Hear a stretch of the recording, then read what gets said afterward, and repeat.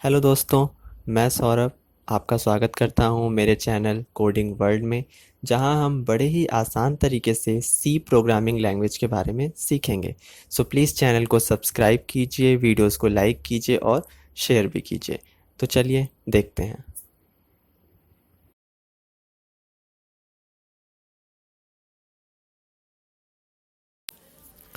Hello friends, तो आज हम वाइल लूप का फर्स्ट प्रोग्राम शुरू करने वाले हैं।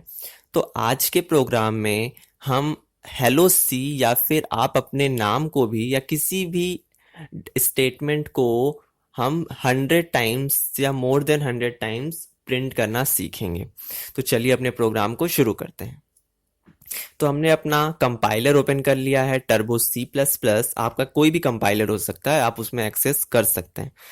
तो हर प्रोग्राम को जैसे कि हम अपने हेडर फाइल से यूज करते हैं, तो हमें क्या करना है, सबसे पहले अपने has include stdio.h header file को एक्सेस कर लेना है।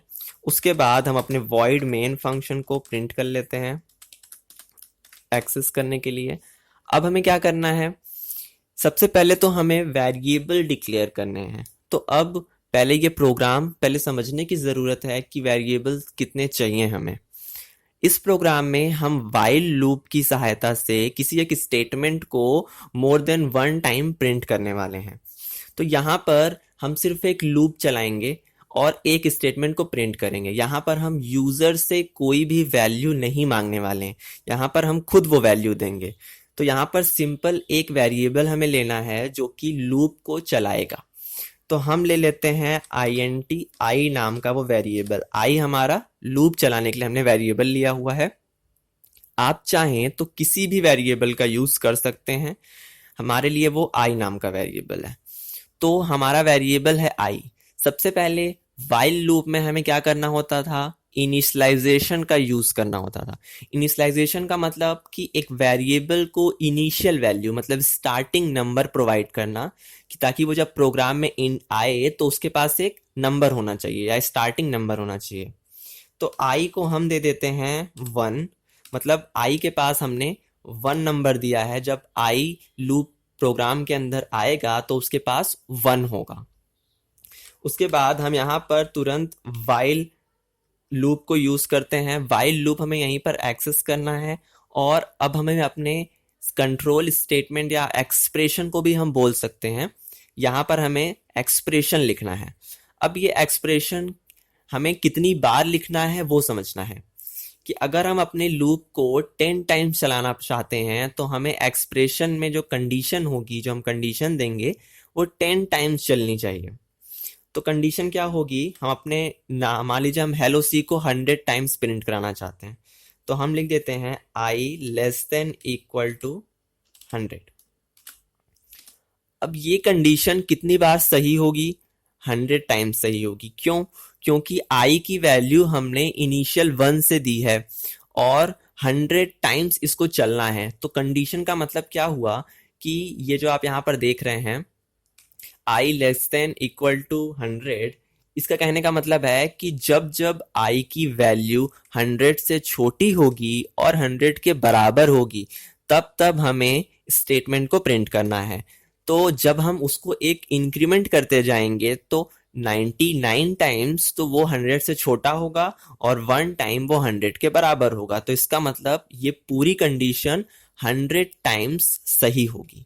ठीक है, तो हमने अपनी कंडीशन रख दी इस लूप को 100 टाइम्स चलाने के लिए। अब हमें यहाँ पर बॉडी ऑफ लूप में देना है वो स्टेटमेंट जो हमें एक्सेस करना है लूप के ट्रू होने के बाद। तो हम चाहते हैं कि स्टेटमेंट प्रिंट हो। हम चाहते हैं कि प्रिंटफ में हमें मिले हेलो सी। हम हेलो सी को प्रिंट करना चाहते हैं मोर देन 1 टाइम, और हम यहाँ पे स्लैश टी का यूज कर ले रहे हैं। Slash T for horizontal tab, ताकि जो डेटा है वो हमें हॉरिजेंटली दिखाई दे, थोड़ा सा हमें देखने में क्लियर समझ में आएगा। और यहाँ पर हम इसे बंद करते हैं। तो प्रिंटफ में हमने लिख दिया हेलो सी, तो ये हमारा प्रिंट हो जाएगा हेलो सी। अब उसके बाद लास्ट हिस्सा यानी जो लास्ट इंपॉर्टेंट पार्ट होता है हमारे लूप का, वो होता है इंक्रीमेंट डिक्रीमेंट ऑपरेटर। ये अगर आप नहीं लगाते हैं तो लूप वहीं पर अपने आप को चलाता रहेगा, ना आगे जाएगा ना पीछे जाएगा।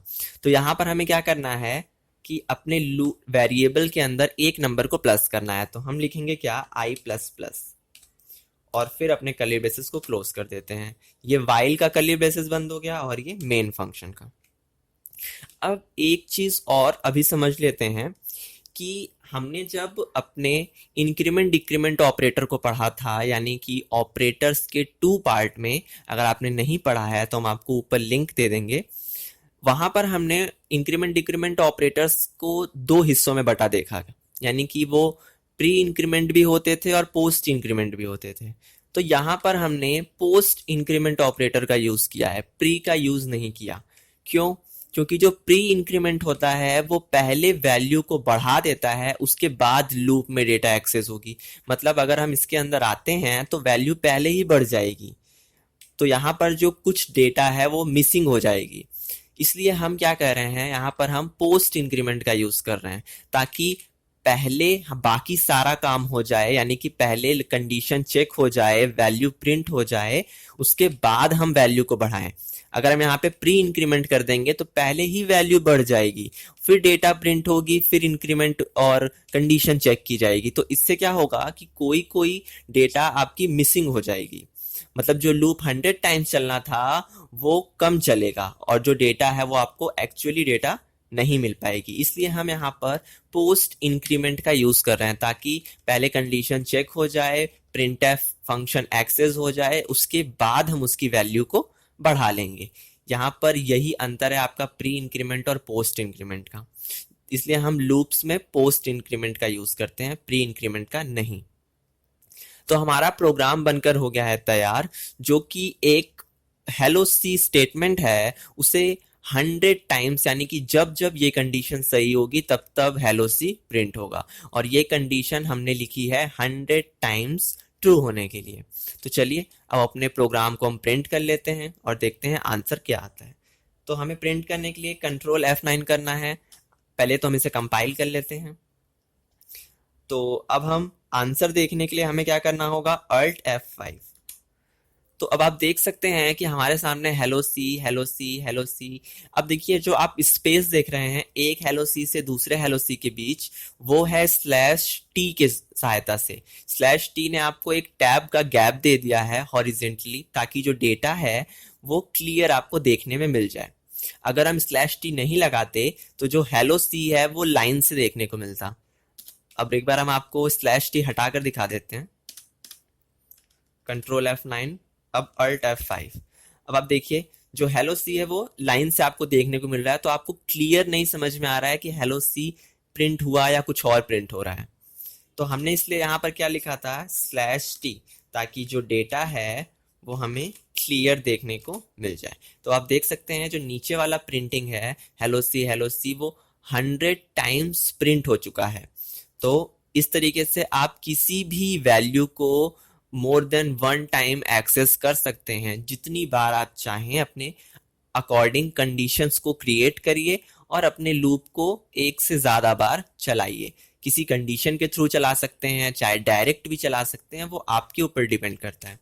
अब हम हेलो सी की जगह पर कुछ और प्रिंट कर लेते हैं। ऐसे हम लिख देते हैं वेलकम। हमने लिख दिया वेलकम। अब हम इसे प्रिंट करते हैं कंट्रोल F9 और Alt F5। तो आप देख सकते हैं कि यहाँ पर हमें 100 टाइम्स वेलकम प्रिंट होता हुआ दिख रहा है।